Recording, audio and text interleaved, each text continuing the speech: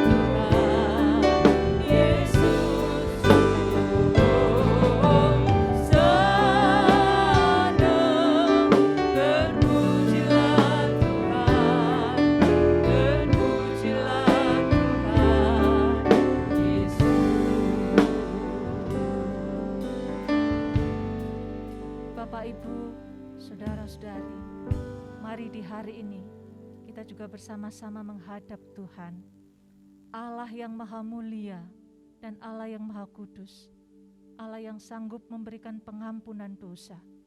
Mari kita mengakui segala kesalahan kita, kelemahan kita, karena hanya Dia, Allah yang berkuasa menebus dosa. Terima kasih Tuhan Yesus, terima kasih untuk pengorbanan-Mu buat setiap kami. Pada saat ini kami memohon ampun atas segala tutur kata, pikiran maupun tindakan kami yang tidak berkenan di hati Tuhan. Kami mohon Engkau mengampuni segala kesalahan dan kelemahan kami. Sebab hanya oleh kuasa darah dan bilur-Mu saja kami boleh menerima kelepasan dan pengampunan dosa. Terima kasih Bapa, terima kasih Yesus, terima kasih Roh Kudus. Di dalam nama Tuhan Yesus Kristus, mari kita pujikan pujian doa Bapa kami.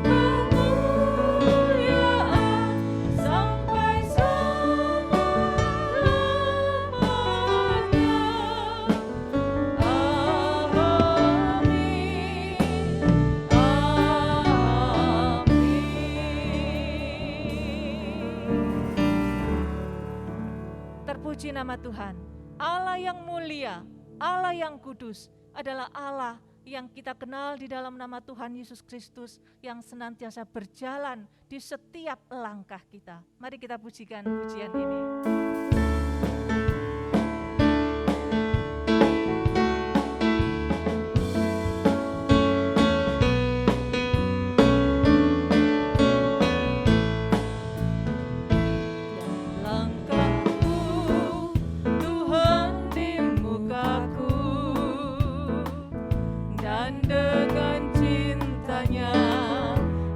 Pimpinku, tiap langkahku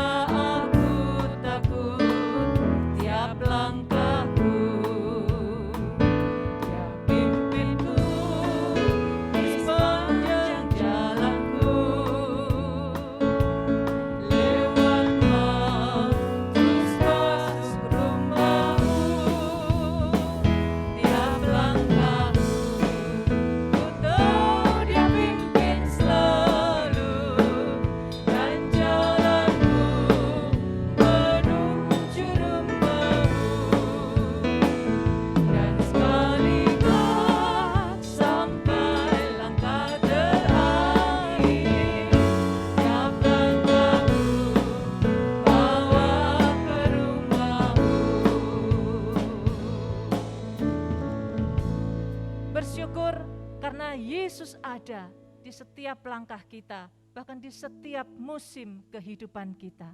Mari kita pujikan lagu ini. Engkau ada bersamaku.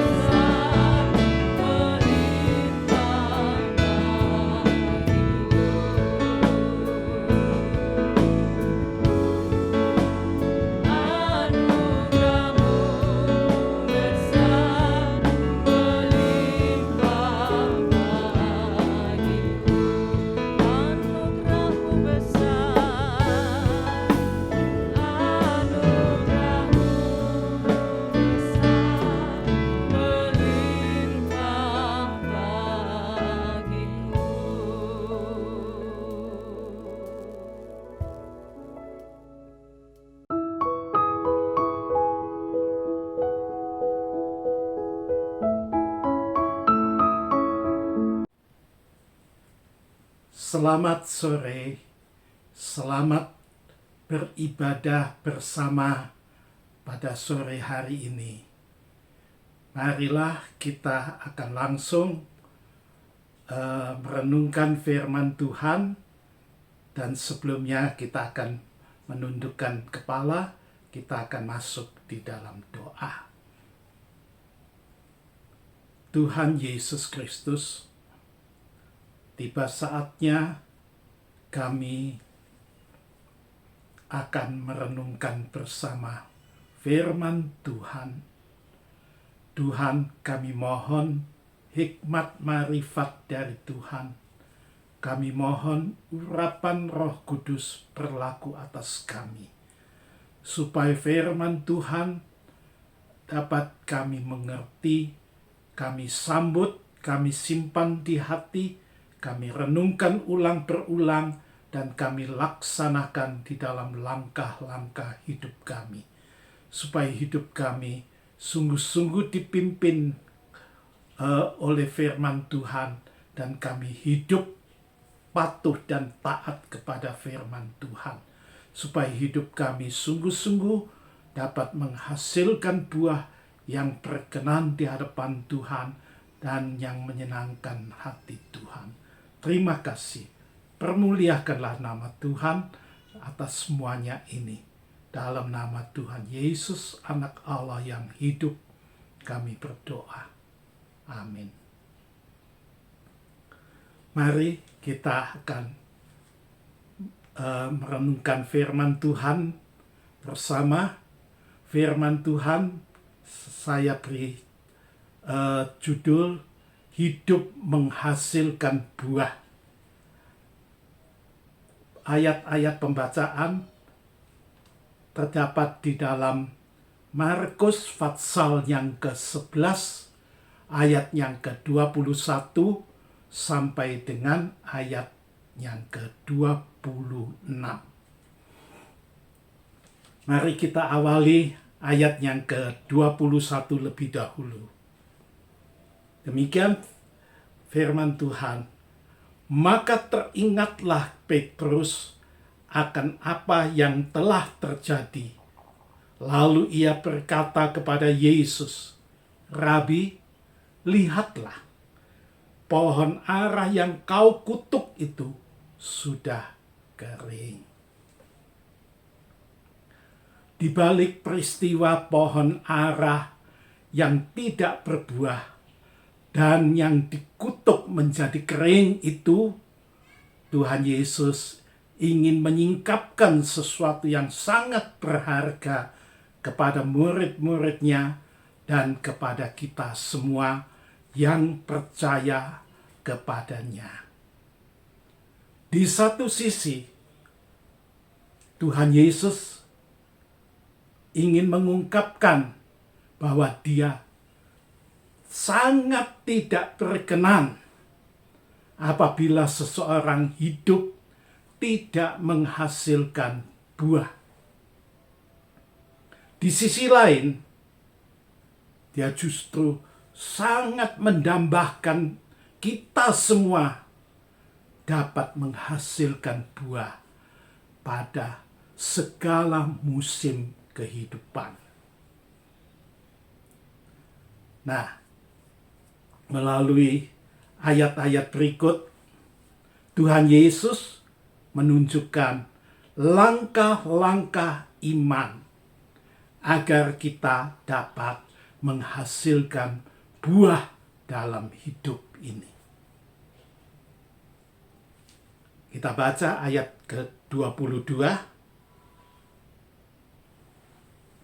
Yesus menjawab mereka, "Percayalah kepada Allah. Percayalah kepada Allah." Dalam terjemahan lain dikatakan, milikilah iman kepada Allah. Milikilah iman kepada Allah. Lalu selanjutnya ayat 23. Demikian firman Tuhan. Aku berkata kepadamu, sesungguhnya barang siapa berkata kepada gunung ini, beranjaklah dan bercampaklah ke dalam laut, asal tidak bimbang hatinya, tetapi percaya bahwa apa yang dikatakannya itu akan terjadi, maka hal itu akan terjadi. Dalam ayat ini Tuhan membicarakan 3 hal. Ya. Yang pertama, Tuhan berbicara tentang gunung. Gunung yang digambarkan sebagai penghalang yang merintangi kita dapat menghasilkan buah. Gunung penghalang ini harus disingkirkan dan dicampakkan ke dalam laut. Hal yang kedua, saya ulang pembacaan tadi. Aku berkata kepadamu, sesungguhnya dan seterusnya. Nah, sesungguhnya di dalam bahasa asalnya adalah amin. Pemakaian kata amin pada oleh Tuhan Yesus pada awal ucapannya itu seringkali diterjemahkan menjadi sesungguhnya, dan dapat diartikan firman yang diucapkan oleh Tuhan Yesus itu sungguh dan pasti dapat dipercaya, dan sungguh dan pasti akan dipenuhi atau akan terjadi. Saya ulangi, firman yang diucapkan oleh Tuhan Yesus itu sungguh dapat dipercaya dan sungguh atau pasti akan terjadi, dipenuhi. Ini adalah dasar iman kita kepada Tuhan Yesus. Milikilah iman ini. Milikilah iman ini. Lalu yang ketiga, hal yang ketiga yang dibicarakan oleh Tuhan Yesus. Atas dasar iman yang kokoh ini, ya, kita dapat berkata kepada gunung penghalang itu, beranjaklah dan tercampaklah ke dalam laut. Asal tidak bimbang, maka hal itu akan terjadi. Nah, ini adalah langkah iman yang kedua, yaitu iman yang memindahkan gunung. Langkah yang pertama, sementara kita abaikan dulu. Selanjutnya, ayat yang ke-24.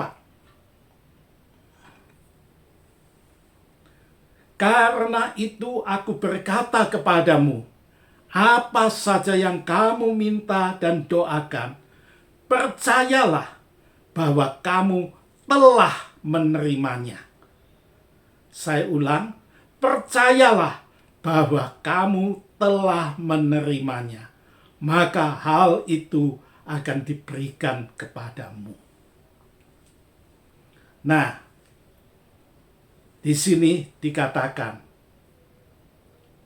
permohonan dan doa. Tentu yang dimaksud adalah permohonan supaya hidup kita bisa menghasilkan buah yang berkenan di hadapan Tuhan. Nah, menunjuk pada ayat sebelumnya. Apabila gunung itu sudah diperintahkan, gunung penghalang itu sudah diperintahkan dan tersingkirkan ke dalam laut, maka penghalang itu hilang, lenyap. Berarti Tuhan sudah membuka suatu jalan, jalan yang terbuka. Dengan demikian, kita dapat dengan penuh keyakinan percaya telah menerima. Saya ulang, dengan demikian kita dapat dengan penuh keyakinan percaya telah menerima apa yang menjadi permohonan dan doa kita kepada Tuhan.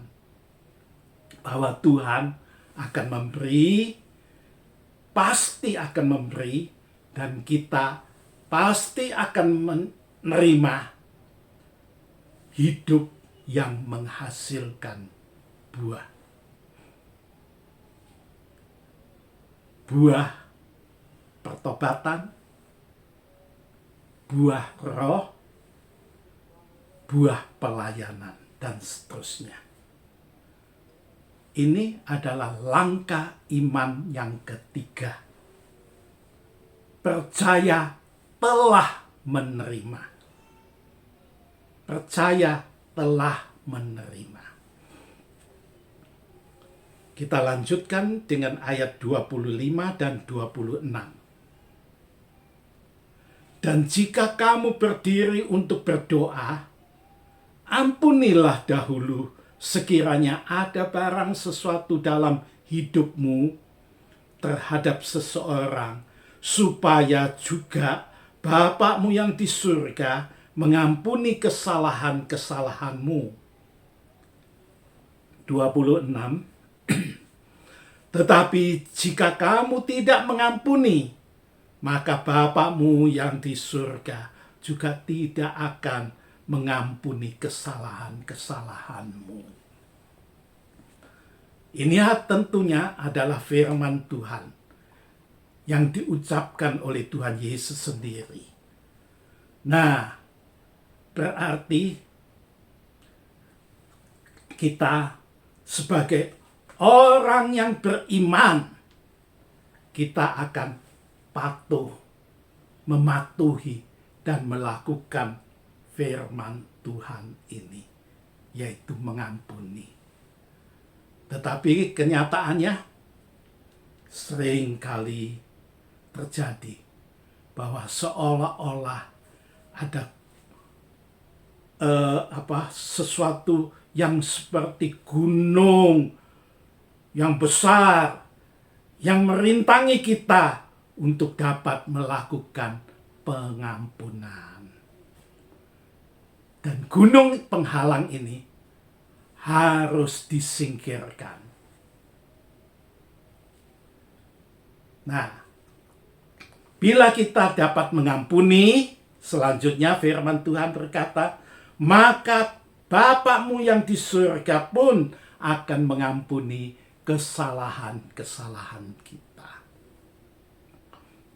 Kalau Bapa yang di surga mengampuni kita, berarti terjadi suatu rekonsiliasi, pemulihan hubungan antara Bapa dengan kita, kita dengan Bapa. Selagi kita masih dalam keadaan berdosa dan tidak mau mengampuni sesama, kita adalah setru daripada Bapa. Tetapi begitu kita mengampuni sesuai dengan firman Tuhan, maka Bapa pun mengampuni kita. Terjadi pemulihan hubungan antara Bapa dengan kita. Kalau hubungan ini sudah dipulihkan, kita dapat dengan penuh keyakinan Bapa di dalam Yesus Kristus akan mendengarkan doa dan permohonan kita. Di sisi lain, Apabila kita melakukan pengampunan, maka berarti kita memiliki hati yang penuh kasih. Sama seperti Allah adalah kasih. Nah, kalau kita dapat melakukan pengampunan, berarti di satu sisi kita adalah orang yang patuh pada firman Tuhan. Kita taat pada firman Tuhan.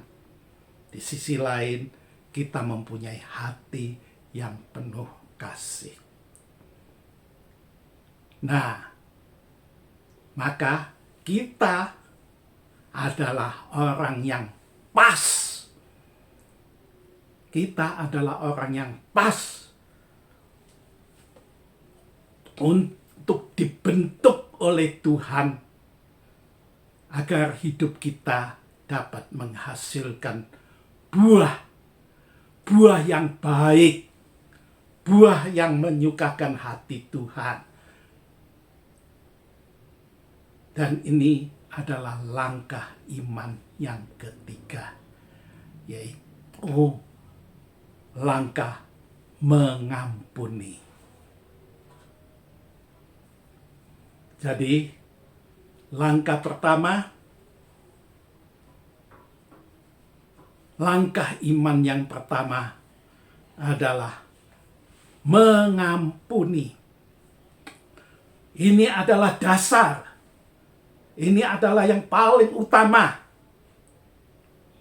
Kemudian dilanjutkan langkah iman yang kedua, memindahkan gunung. Menyingkirkan gunung penghalang itu. Lalu kita masuk pada langkah ketiga, langkah iman yang ketiga, yaitu percaya telah menerima. Ya. Nah, langkah demi langkah ini bila kita tapaki, maka kita akan dipimpin oleh Tuhan masuk dalam suatu kehidupan yang akan menghasilkan buah yang baik, buah yang menyukakan hati Tuhan. Nama Tuhan dipermuliakan semuanya. Sebagai ayat penutup, kita akan membaca Filipi pasal 1 ayat 22a. Tetapi, ini kata Rasul Paulus, tetapi jika aku harus hidup di dunia ini, itu berarti bagiku bekerja memberi buah. Saya ulang, tetapi jika aku harus hidup di dunia ini, itu berarti bagiku bekerja memberi buah. Amin. Haleluya. Mari kita tundukkan kepala, kita masuk di dalam doa. Terima kasih Tuhan, melalui firman Tuhan yang kami renungkan bersama pada sore ini, Tuhan menunjukkan 3 langkah iman yang akan membawa kita untuk hidup menghasilkan buah. Hidup menghasilkan buah yang baik, buah yang berkenan di hadapan Tuhan. Tuhan, kiranya Roh Kudus akan menolong kami untuk menapaki langkah demi langkah iman ini, supaya di dalam tuntunan dan bimbingan Roh Kudus kami dapat berhasil dan nama Tuhan dipermuliakan. Terima kasih. Dalam nama Tuhan Yesus, Anak Allah yang hidup, kami berdoa. Amin. Mari kita pujikan lagu ini. Engkau ada bersamaku.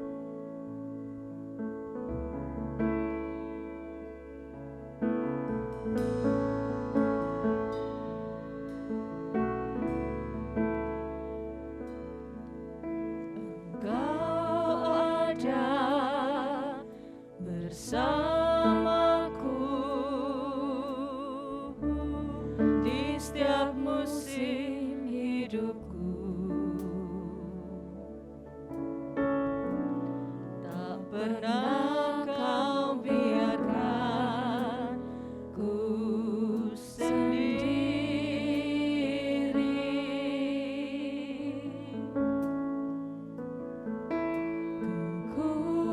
Kekuatan di jiwaku adalah bersamamu, tak pernah ku ragukan kasih-Mu.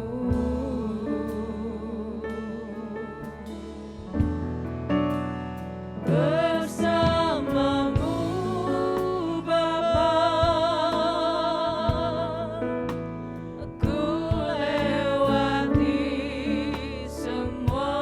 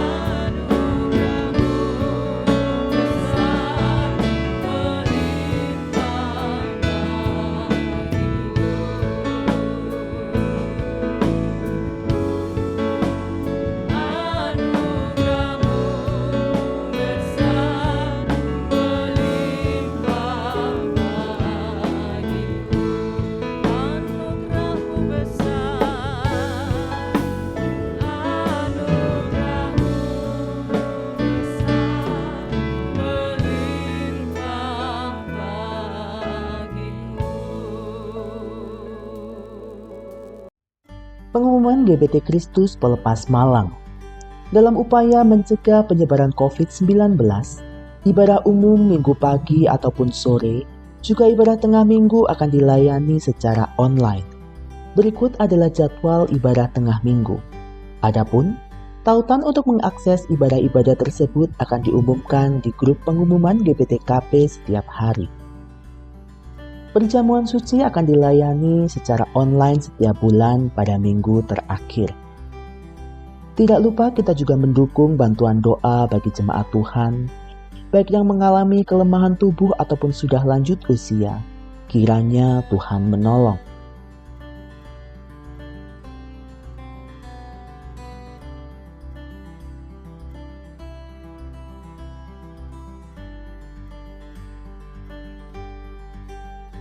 Yang berkenan memberikan persembahan untuk mendukung pelayanan kepada Tuhan dan sesama dapat diberikan melalui sistem online dengan cara transfer ke rekening BCA di nomor 011 325 4090 atas nama Yayasan Kristus Pelepas atau di rekening BRI di nomor 0344 01 001 356567 atas nama Yayasan Kristus Pelepas. Atau scan barcode yang tertera pada layar menggunakan aplikasi scan barcode di HP Anda. Bagi jemaat yang tidak dapat melakukan transfer, persembahan bisa dikumpulkan di rumah dalam amplop persembahan dan diserahkan ke gereja pada kesempatan mendatang. Mengingat peningkatan jumlah pasien yang terpapar COVID-19, kami tetap menghimbau kepada setiap warga jemaat GBT Kristus Pelepas Malang yang ingin datang berkunjung ke gereja untuk tetap mematuhi protokol kesehatan dengan baik dan benar, guna menjaga keselamatan pribadi dan orang lain. Tetap jaga jarak, cuci tangan dengan sabun, gunakan masker, dan tetap tinggal di rumah saat kondisi badan kurang fit atau kurang sehat. Tetap jaga kesehatan, istirahat yang cukup, dan konsumsi vitamin ataupun suplemen kesehatan. Mari kita bersama-sama mencegah penyebaran COVID-19. Demikian pengumuman GBT Kristus Pelepas Malang sepekan mendatang. Tiba saatnya kita akan masuk di dalam doa syafaat, doa penutup, doa berkat. Mari kita tundukkan kepala. Terima kasih Tuhan atas firman Tuhan yang sudah diberitakan dan sudah kami renungkan bersama. Sekali lagi kami mohon kiranya Roh Kudus akan bekerja di dalam hidup kami, mengolah hidup kami menjadi hidup yang menghasilkan buah pada segala musim kehidupan kami, supaya hidup kami menjadi hidup yang menyukakan hati Tuhan dan nama Tuhan pun dipermuliakan. Terima kasih. Saat ini Tuhan, kami teringat mereka yang nama-namanya tercantum di layar. Tuhan, mereka dalam keadaan sakit, entah di rumah sakit, entah dalam perawatan pemulihan di rumah masing-masing. Tuhan, Engkau yang tahu. Mohon Tuhan Engkau berkenan melawat mereka satu persatu dan jamalah mereka, supaya Tuhan, kesembuhan yang dari surga, yang dari Tuhan, itu terjadi di dalam hidup mereka. Mereka dipulihkan kesehatannya, mereka dibugarkan kembali. Roh Kudus akan meneguhkan iman percaya mereka dan menghiburkan mereka. Terima kasih. Berkati mereka yang lain yang dalam keadaan menghadapi problema hidup, apapun yang mereka hadapi, Engkau juga tahu. Masalah rumah tangga, masalah pekerjaan, masalah usaha, masalah lain-lain, Tuhan, Engkau berkenan melawat mereka juga. Dan Tuhan, Engkau akan tolong mereka satu persatu, supaya di dalam pertolongan mereka, mereka kuat imannya menghadapi segala cobaan, dan mereka dapat menembusinya dan keluar sebagai pemenang. Nama Tuhan dipermuliakan. Terima kasih Tuhan, terima kasih. Tuhan, kini tiba saatnya kami mohonkan berkat Tuhan bagi umat-Mu yang percaya kepada Tuhan. Saudara-saudara yang dikasihi oleh Tuhan Yesus Kristus, terimalah berkat kasih anugerah dan damai sejahtera daripada Bapa di dalam nama Tuhan Yesus. Dan kiranya persekutuan di dalam Roh Kudus menyertai kita semuanya, mulai saat ini sampai Maranatha, Tuhan Yesus datang kedua kali. Dalam nama Tuhan Yesus kami berdoa. Amin. Bapa, terima kasih. Bapa, terima kasih.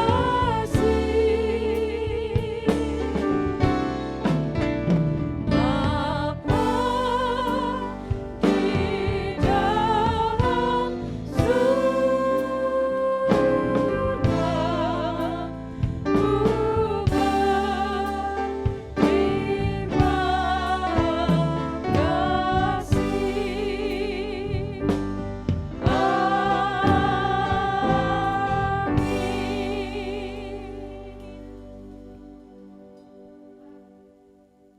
Jangan lupa subscribe di channel kami dan juga klik tombol lonceng untuk mendapatkan update terbaru dari kami. Sampai jumpa minggu depan. Tuhan Yesus memberkati.